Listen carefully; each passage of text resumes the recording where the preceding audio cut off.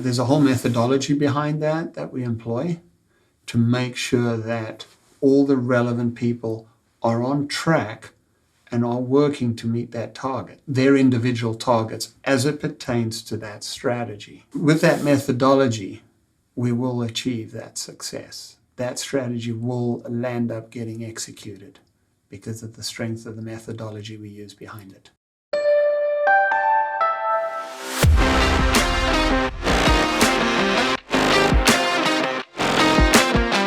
Welcome to OGG and Pitch. Our guest today is Peter Ainley from LOS Global. He's the founder and CEO. Peter, thank you for going through 3 introductions. And welcome to the show. Thank you very much. Thanks for having me. So, opening questions, very simple. What does LOS Global do? How do you help your customers? So we help our clients by strategically improving, looking at the design, the operations and delivery continuum, how can they improve their operational effectiveness across the board and strategy execution. Okay, so is this mainly consulting? It's consulting primarily, but also we provide on the back end a lot of leadership development, training and development type stuff, workshops, just to facilitate that overall process of effectiveness. Okay, so then I've been in the consulting business, and so consulting companies can position themselves as, hey, I've got great methodologies and I'll train my people on my methodology and go do this. Or they can just be, I've got great people and we'll figure out how to work with each client with the great people. So what kind of firm, and there's obviously there's in the middle is, sure. Nobody is one extreme or the other, but yeah. When you were founding the firm, how did you envision it functioning? So my vision for the firm was to be able to partner with clients, work together with them, with their team, with their organization overall to affect what I call holistic solutions. So looking at the different elements where we need to improve things or change things. And that would include everything from the whole operational side, but working with individuals to improve process systems, but then also look at, well, what do we need to train from a leadership point of view, from an effectiveness, the people side of it. So it's being bespoke for one, so working with a client to find the right solution for them. Mm-hmm. It's not off the shelf and use that. Yes, I have created a few methodologies or frameworks, if you will. I call them frameworks, as a guide.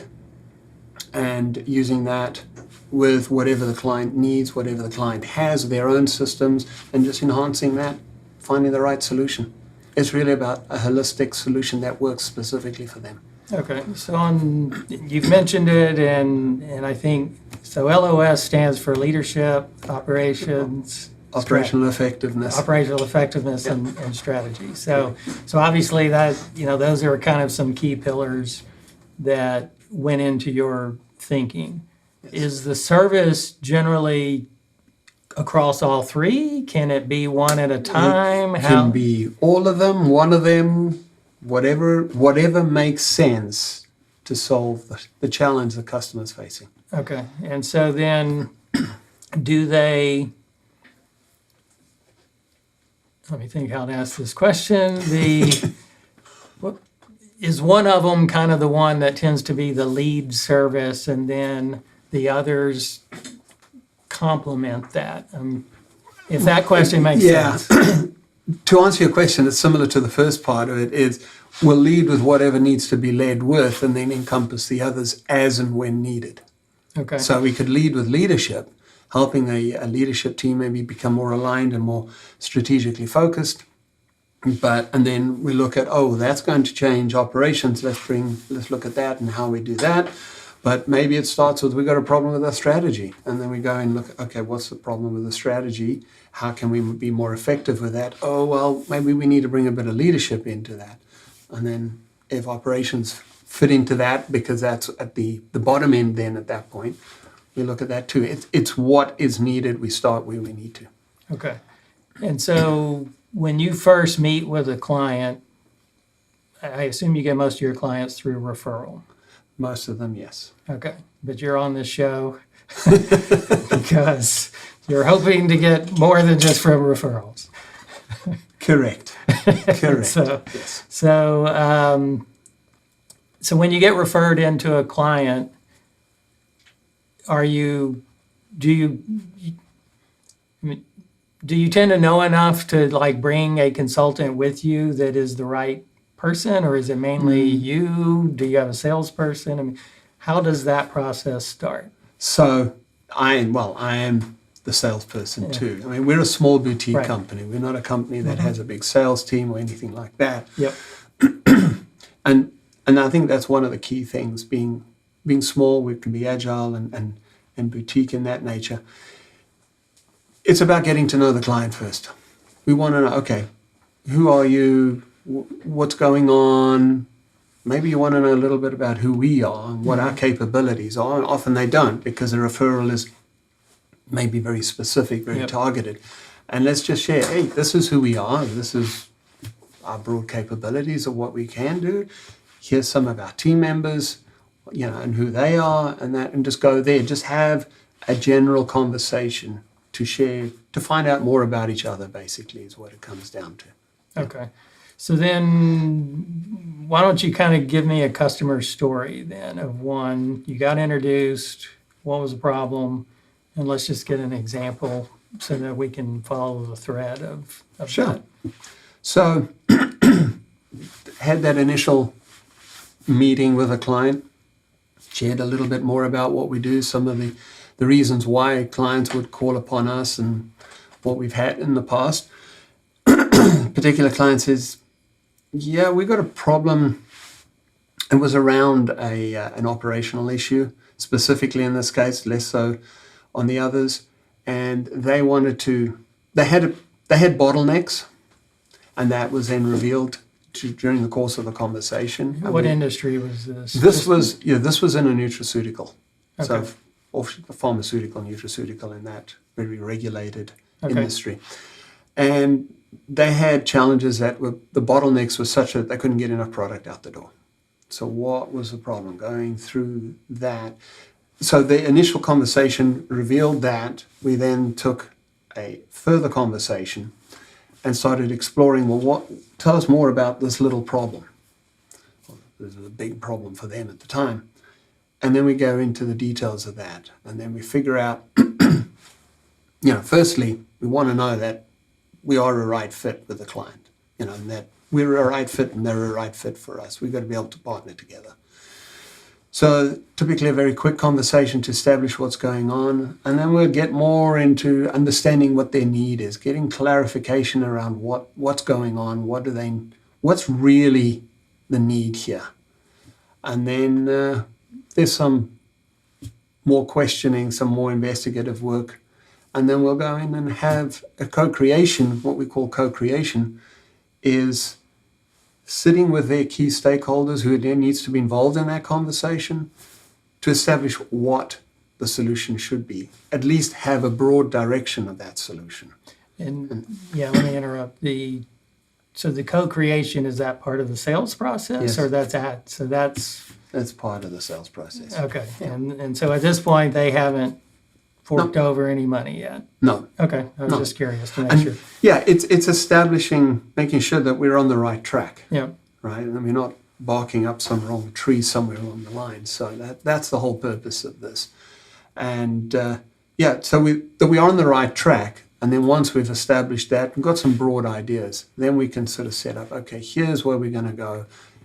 Do we like this? Yes, no. Okay, and then we can sign and go from there. and so just to drill into that one, and I don't know if there's some confidentiality here or something, but I mean, the bottleneck, how would you characterize that bottleneck, and what kind of solution did y'all have to figure out to solve that? So their bottleneck was a storage bottleneck.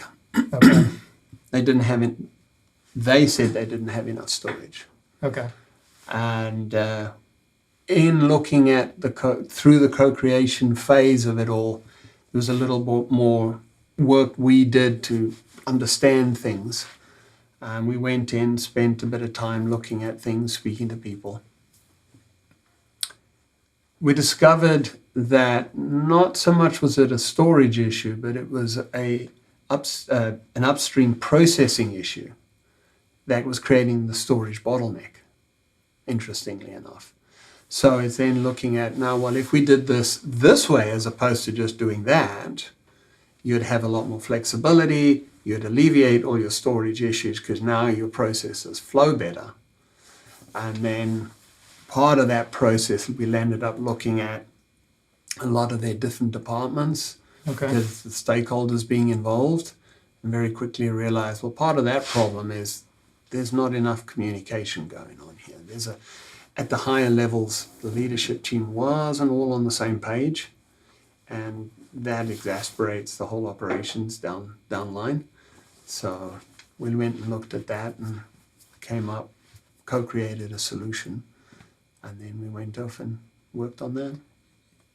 And so I think now this might be a good time to pivot to each bucket of services at this point. So in that circumstance, that sounds like less about leadership alignment and more about leadership collaboration in that example. So, communications, collaboration.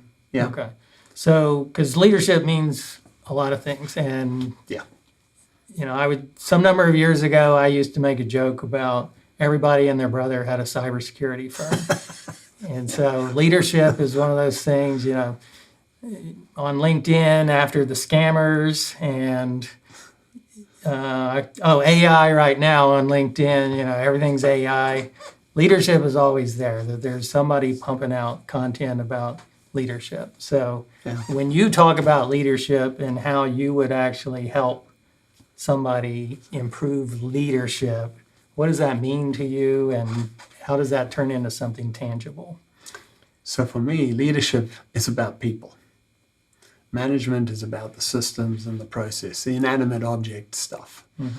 So when we're talking leadership is, how do you interact with your people? How do you interact with your colleagues at the leadership level, at the executive level? What's happening there? It's the human interaction part. And how effectively is that? That leads into, well, how are we communicating? Are we effectively communicating with each other on the horizontal, but how are we communicating down the line as well? And how effective is that? Is that yielding the results you actually want or not? Is it bringing people together, or is it driving them apart? What culture is that creating? So that's, for me, is where that's the leadership aspect of it. That's the people side of things. Mm-hmm. And so do you have methodology around how you approach that, or it's just find the person that needs to be fired and fire them? No, it's not. It's not so much about firing the person who's the problem, but it's about looking at where the problems are and then bringing that. Do we need to have training? Do we need to provide coaching? Do we need to do a strategic offsite where we worked and bring them together so they may not know anything about each other. Let's learn about each other, and it actually brings them together. There's different dynamics that we can use. I wouldn't say we have necessarily one way of doing it, and that's the beauty about the team I've got. We've got different strength on that, and we look at it and say, well, that'll probably work here, and we probably need a bit of this here, and let's bring in a bit of that. And that then also comes out through the co-creation as to what, because we'll get some feedback from a client that says there might be the problem person, so we need to do something there. We'll dig a little deeper into that and say, well, we can provide this or that to make that problem, alleviate that problem. So then, can you apply staying on leadership? Because to me, when I listen to that, I think, okay, this needs to be a company of a certain size that, because if it's a global bank with 1,000, vice president, well, probably 10,000 vice presidents at a bank. Yeah, they always get that title. And so that requires a certain size. But if it was a larger company, let's say I was head of procurement at a company and I had 100 people in my department, some managers and directors, and I'm not entirely satisfied with something about my team and how we work with the rest of the company. Okay. Do you have an approach around something like that that's more department? I'm trying to improve this department and their leadership? We can definitely work with, if you will, just the department, the division. We can definitely do that. So there's no limit in that sense to the company size, because the company can always be broken down into smaller units and work with that, and then maybe work with more departments and units and so on to expand the impact. Yeah. Okay. And so on the leadership work that you've done, how do you measure improvement? It is so we run an assessment at the beginning and rate them on a number of different parameters, and we ask them. It's self-assessment, Yep. and they go and they fill that in, and see where they are, and then depending on the length of the engagement, we might do another check-in halfway through, see where the improvements have been. And then at the end, we'll do another one, and we look at the improvements that we've seen in these various sectors, the various elements that are on the survey, to see how well their leadership has improved. And it is their perspective on it. Right. But when they perceive that they've improved, at least we have a marker. Okay. So, depending on the oil and gas is a complicated industry. Yeah. Every industry is complicated once you understand it. So, They will have their complications. Yes. So oil and gas has its own complications, but it also, one attribute that I've seen is, there are a lot of middle market companies that have the original owner Yeah. who is extremely strong in business acumen and may or may not be so great at finessing certain types of issues. And so Yes. is that a type of customer that you have a way to adapt to? Because that entrepreneurial, heavy decision maker, business acumen person, they don't always change. That's true. Yeah, I mean, you've got to want to change at the end of the day. If you see your organization struggling, they'll probably call us in and say, hey, we've got these problems, can you help us? Say, sure, absolutely, we'll see what we can do. And we put a bit of a plan together. It is pulling them in and making them part of the solution. Mm-hmm. That's the key. So it's not about, well, hey, Mr. Leader, Mr. CEO, you've got to change. It's no, hey, we want you part of this journey, part of this whole process. And when they're part of it, that's when you begin to see the transformation happen. And so I would think in that scenario, let's pivot to kind of the operational effectiveness, because the reality is you probably wouldn't get hired. The owner of the company is not going to go, I'm the problem, I need it. No, they typically don't. I need some help with me. Occasionally there are some people who become very self-aware. Yes. I've actually seen a couple of times in my career where I legitimately saw somebody that they behaved one way for many years and they made a complete pivot to behave in a very different way. But it was like twice in my career. It's rare. And I can think of two people right now. So let's kind of pivot to operations, because that type of company, they would have, okay, there's things that are frustrating the owner, there's things that are frustrating the CFO, there's things that are frustrating, somebody else. So an operational problem, here's an example. Let's say it was a midstream company and they have to do projects regularly to implement new lines, et cetera, et cetera. Yeah. So they're having problems with, my projects are running over budget, I don't get them done on time, I'm not happy, my customer's not happy. So now it's an operational problem that Yes. is that type of problem. How do you approach, if you were to go talk to a company like that, how would you approach that? Well, now that we know what their perception of the problem Right. is, or at least the symptoms reflected at Yeah. delivery issues, budget issues, or Right. going over budget, It is going in and really having a conversation with all the people involved. Not just the stakeholders, but who are the guys doing the work. And it comes, having conversations, getting to know people, building that rapport, because it's amazing what people will let you know. And they will typically tell you what the problem is, not the symptom. They'll tell you what the problem is. And then it's using that information, validating it, checking it out to derive a solution. Okay. But if I'm the client, so we did the co-creation thing on your dime, which is good. It's your dime. To a point. It's good for me. Yeah. It's the co-creation, and then you've now figured out, okay, I need this type of person from your team, who's got expertise. They may not be a midstream person, but they know how to solve. I've been at other construction whatever. Right. I've got to do this. I mean, the deliverable ultimately that somebody gets, is it more recommendations? Is it recommendations plus I can help you execute? Is it I'm going to insert somebody into your organization what can that look like? We will work with you to get the solution done.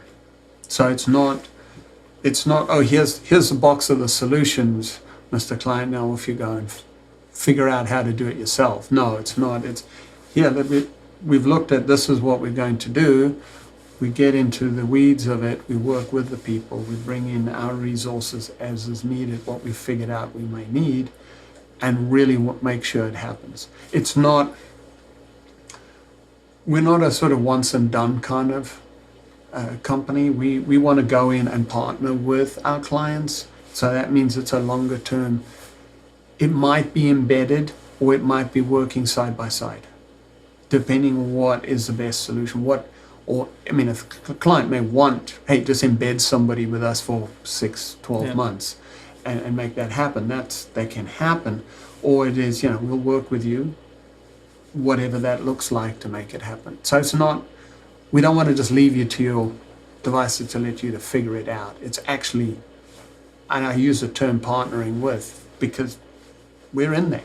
We're in there every day, once a week, whatever it is, to make sure things happen. We make sure that change happens and sticks, so that there is a transformation of what needs to be transformed, and that becomes a sustainable solution in the end. Okay, so then the other challenge with consulting and people, I've heard this term many times over the years, land and expand. Yes. So yes. you've heard. I'm familiar with You're that familiar term. with Yes. the term. So the other side of the coin is people don't necessarily want consulting firms to land and expand. They want the consulting firm to consult, help, but then the problem is, well, sometimes we don't actually get it executed, but then you need to wean yourself off at some point, in many cases.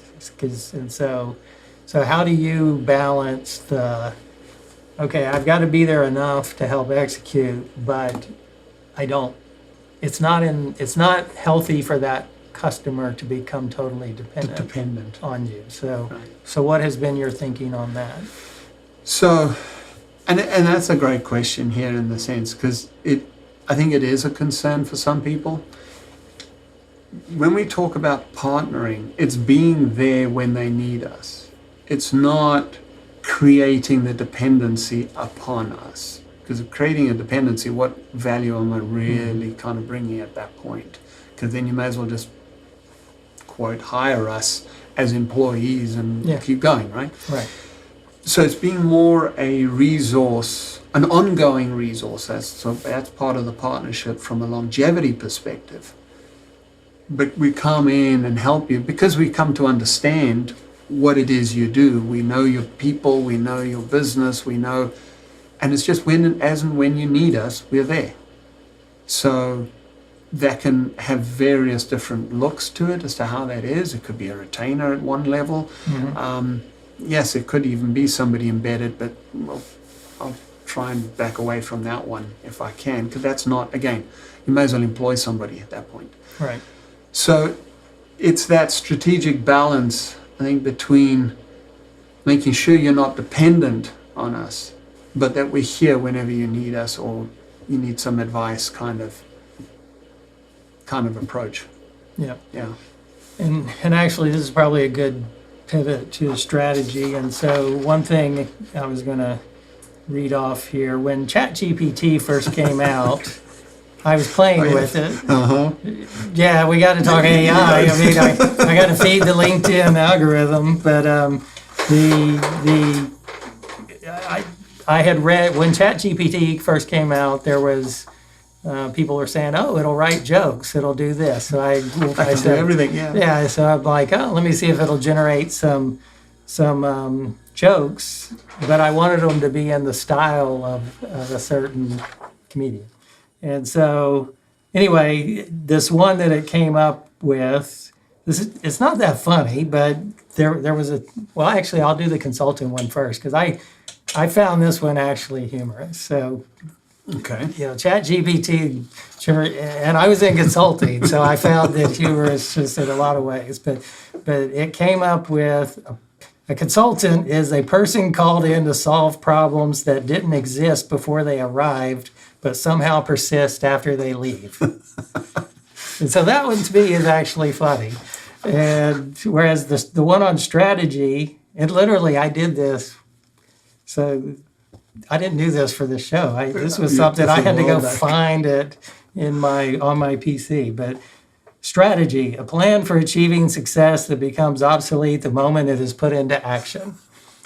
And so, that one easily, I don't think it's that creative because it harkens back to, no military plan survives contact with the enemy. And at most companies, the enemy is yourself. So anyway, this strategy piece then, and we've kind of already been talking about it, but let's drill into it. You work with a company, maybe you're working with the leadership, you're developing a strategy. But again, strategy has to survive contact with the actual company and the workforce. So do you have either a specific story or something you can elaborate on? Okay, what is it when you're doing a strategy engagement? How do you focus on it to avoid the problem of it just becoming a bunch of slides that are stored somewhere? Well, the first question to ask is the strategy you've come up with, how does it align with the vision of the business? Because often there can be a bit of a disconnect between the two. And strategy focuses on, and this is the way I distinguish. Sure. Strategy focuses on new. What is a new asset and something new that the business wants to do? And that could be expanding market share, it could expanding to another country, it could expanding product lines, it could be anything like that. But it focuses on new, distinctly new. Yep. And then you've got the operations on the other side, which is keep everything going that's going. So looking at that strategy, what makes the most sense as it pertains to the vision? And once we establish what that is, and it's really driven by a client at that point, I'm not going to tell them, hey, well, that's a bad strategy. This one's better. It's not my strategy. It has to be your strategy at the end of the day. Taking that and breaking that down into, well, that strategy says we have to have these strategic objectives. These are the projects that are going to make it happen. These are the tasks associated with it. And those are the targets we want to have. So we call that OPTT. And it's setting that up. Now it's figuring out, okay, who in the organization, so from your immediate team, so this is from the CEO down then, your executive team and everybody down, who are the right people to execute on that, to do this particular project and task. We set that up. So now everybody knows what they're doing, what they're responsible for, and we set up through that process the accountability loop. Okay. So there's a whole methodology behind that we employ to make sure that all the relevant people are on track and are working to meet that target, their individual targets as it pertains to that strategy. And with that methodology, we will achieve that success. That strategy will land up getting executed because of the strength of the methodology we use behind it. And I'm saying I'm not getting into the weeds of the methodology at this moment. That's maybe a longer conversation for another time. I don't know. We still have some time. We do have some time. Okay. You don't have to do the whole thing, but yeah. What would be an example of something that the methodology is doing that isn't just project management or program management? What is different? It's not distinguishably different from project management. I mean, there's project management involved. Absolutely. Yep. It's more about, okay, what are you doing within these steps? So the CEO will talk to his executives on a predetermined regular basis to see what's happening with these strategic objectives or projects, whatever they have been tasked to do. Where they're at, what's going on. Mm-hmm. So we have these regular, what I call strategy pulse checks as we go through, as opposed to be at a quarterly or annual check-in, because if you do that, the problem that happened 5 months ago is ballooned so big, now we're way off track. So we want to avoid that. So we have these regular interval meetings, and they're typically about every 2 weeks. Okay. So set them, and they're not, sit around the table and everybody to another one of these meetings. No, it's quick check-in. It could be standing up for that matter, because they're not long. Check where they are. Have you got what you need? And then keep going. And that happens down the line because the methodology we set up that this is what's happening. So we'll sit in on a lot of those meetings, especially initially, to get that momentum happening so they understand the structure behind it. And the more that happens, because that creates accountability, and then on the back end is all the performance management that goes with it, people are inclined to want to do that because they know at the end of the day, their salary increase, their bonus, and all of that are going to be contingent on that. So that's part of that methodology, having these systematic meetings, and they're all the way through the process, all the way through the organization as well, in a very structured manner. Okay. Now, it's interesting the way you crystallize that, because the strategy, it's like leadership. Strategy is another word that can mean just about anything, and so, but it sounds like you have the strategy needs to be something new, like you said, that we're trying, our vision is this, and we're trying to achieve something different, so therefore we need a strategy for how to do it. Right. We want to add something, we want to expand, whatever that might be. Okay. And so it could be a sales strategy, it could be a manufacturing, I want to relocate my manufacturing, I want to do something like that. It can be, depending on, is relocating the manufacturing, just hinging on that example, what's it going to achieve you? Why are you relocating it? Oh, well, we need more space because we need to add another production line, for instance. Okay, so that's new. So how do we do that, right? And that's when all the projects, all the strategic objectives for that particular strategy now come into play. Okay. And so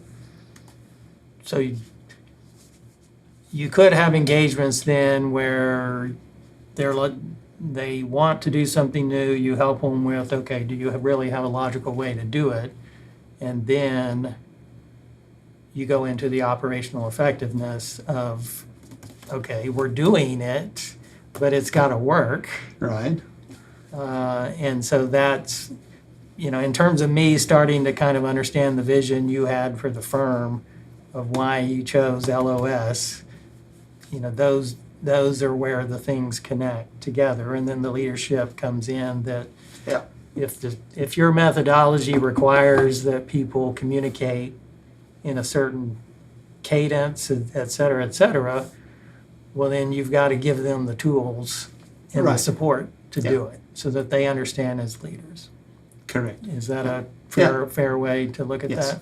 Okay, Yeah. And that's where we can often come in and be that support right. as an external Yep. support. Yeah. Okay. So let me look at my list to see, because we're covering almost everything that So I guess let's just talk about the company size. I mean, you're a boutique firm, but your website lists a few different offices. So kind of talk about, it's a young firm. I forget, which year did you found it? Originally, it was founded about 5 years ago, Okay. and then it became LOS. I very specifically renamed it LOS about 3 years ago now. Okay. So young firm, boutique firm. So your team, in terms of kind of your core people, where are they located? Give us some color on that. So the bulk of them are located in North America, in the US. Okay. I have a few people in Ireland, so that's sort of the European representation, if you will. And I have 2 people in South Africa as well now, and that sort of takes care of the African side of things. Okay. Yeah. Excuse me. And are most of your projects in North America, or you've gotten? At the moment, most of them are in North America, yes. Okay. Yeah. That's where the bulk of the team Right. also is, yeah. So oil and gas is not a top industry for you now. No, it hasn't been, but we're hoping to make it. Correct. Yes. Yes. That's why you're on this show and investing your time to. I forget where you live. You don't live in Houston. So. I'm actually in the midst of relocating to Houston. Okay, smart man. So that's a kudo for it's like, okay, your strategy, move to Houston. Yes. There we go. That's part Something of it. new. Check box, done. So what would be the industries you've worked in that you're like, okay, I think this is a parallel that would provide some prove it to me experience that an oil and gas person might initially respect.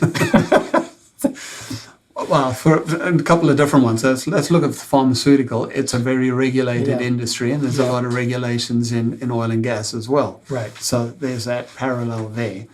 The food industry, and that's a very broad term, is very manufacturing heavy, so process driven. So there's that parallel, as well as the chemical industry, chemical manufacturing industry, that has another parallel from a manufacturing standpoint. And you also all got the safety and quality stuff that runs through all of them.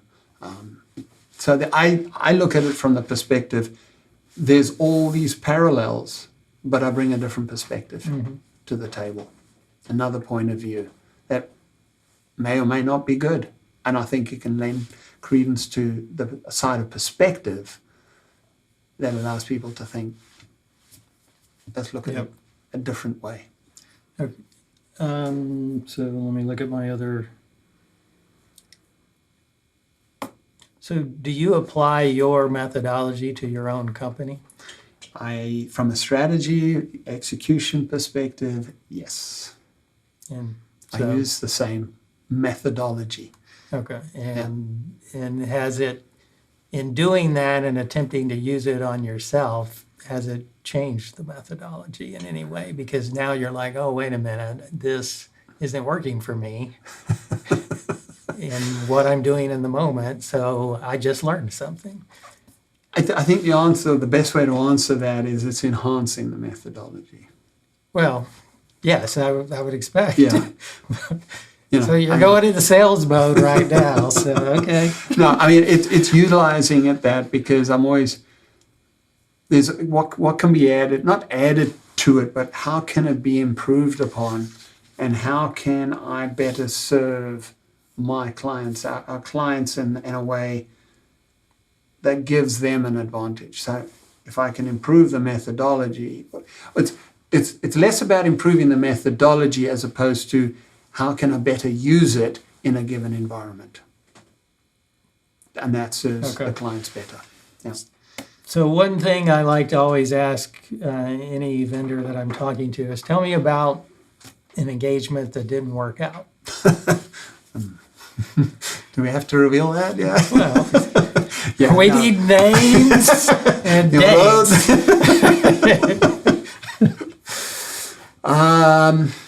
And because you're going to learn something from that about what's right for you. You know, there's customers who are right for you, but I always like to just kind of hear, yeah. when did something just not work out? It doesn't mean it was a complete failure. It just means that really didn't go that great. No, and actually you made the right statement there. It's not necessarily a failure. It just maybe wasn't the best fit. Yeah. In terms of a right fit.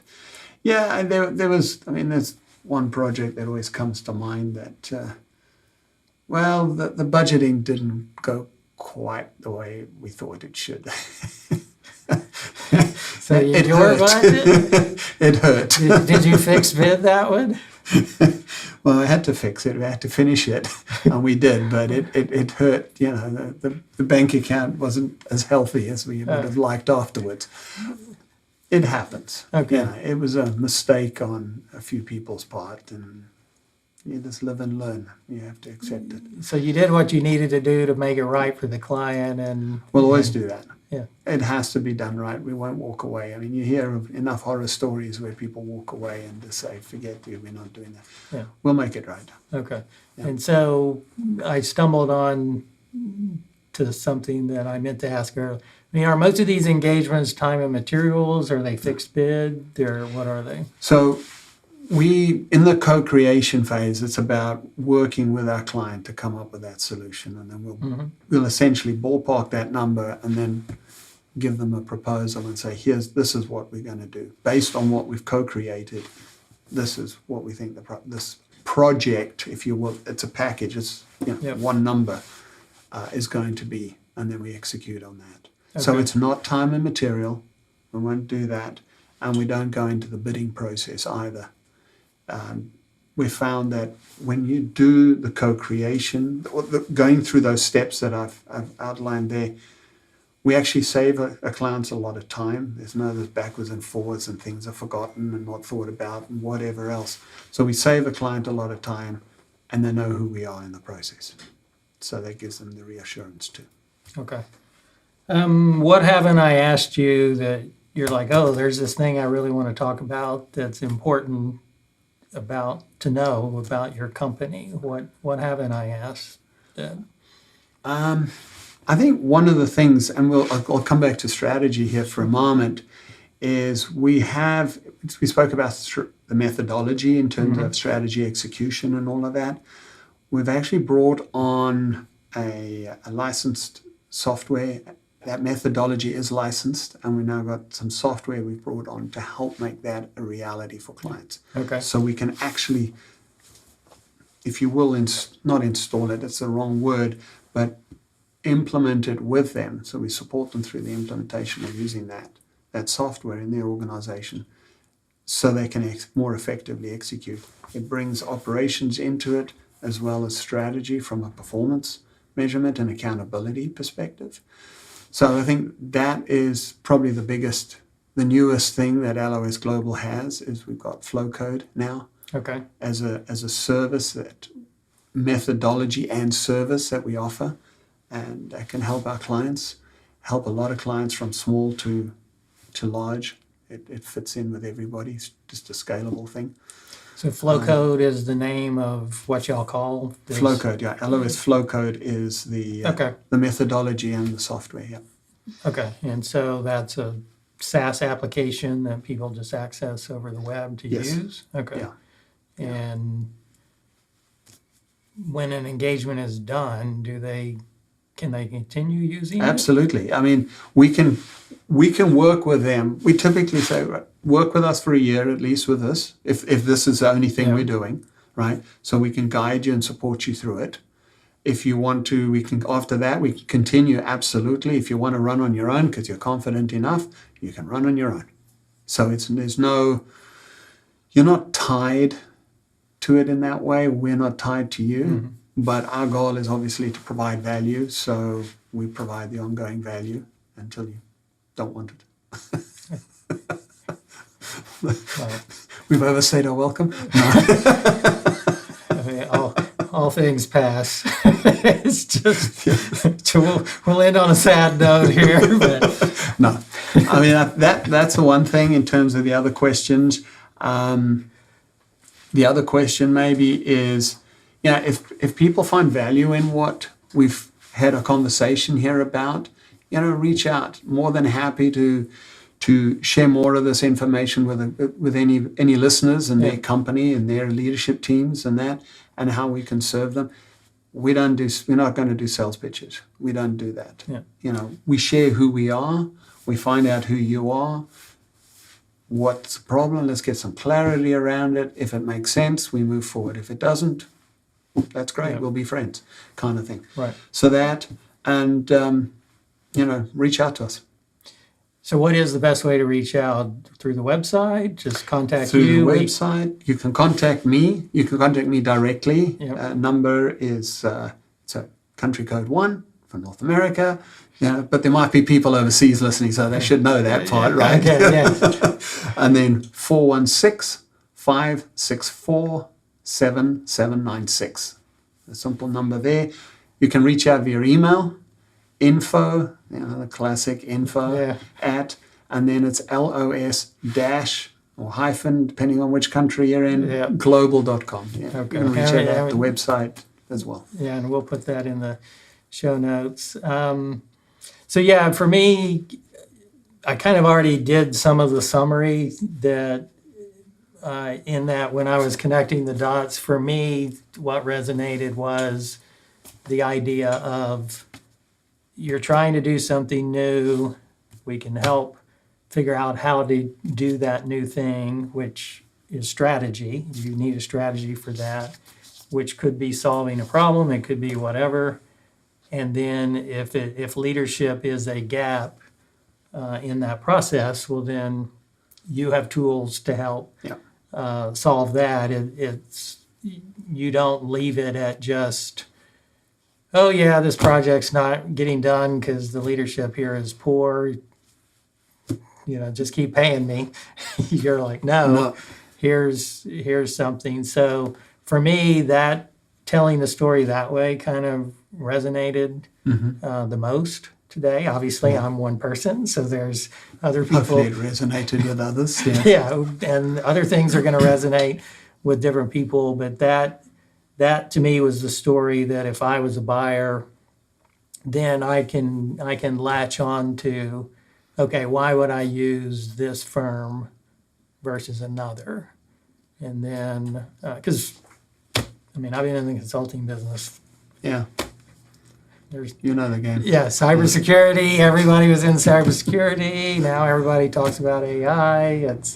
It's all of that. So that is part of the game. So to me, that would be my feedback as somebody that if I was a customer, it's like, okay, I can tell that story, and I could tell that story to the owner of the company and say, look, we're trying to accomplish this. So that piece would be there. So I think that's probably it. So I guess we'll wind up. Thank you for being on the show.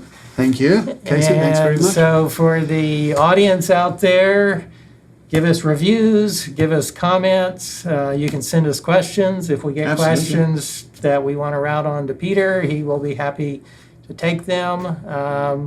But thank you for watching the show, and then we'll talk to you next time. Thanks for listening to OGGN, the world's largest and most listened to podcast network for the oil and energy industry. If you like this show, leave us a review and then go to OGGN.com to learn about all our other shows. And don't forget to sign up for our weekly newsletter. This show has been a production of the Oil and Gas Global Network.